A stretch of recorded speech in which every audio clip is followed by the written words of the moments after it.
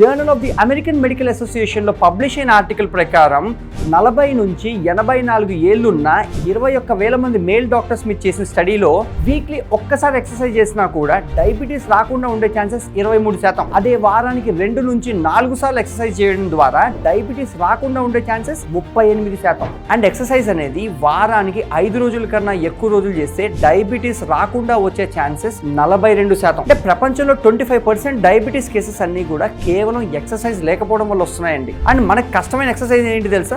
ఆ వాకింగ్. 10,000 స్టెప్పులు వేసామా, అపార్ట్మెంట్ చుట్టూ ఎయిమ్లెస్ గా కొన్ని కిలోమీటర్ల కొద్దీ తిరిగామా.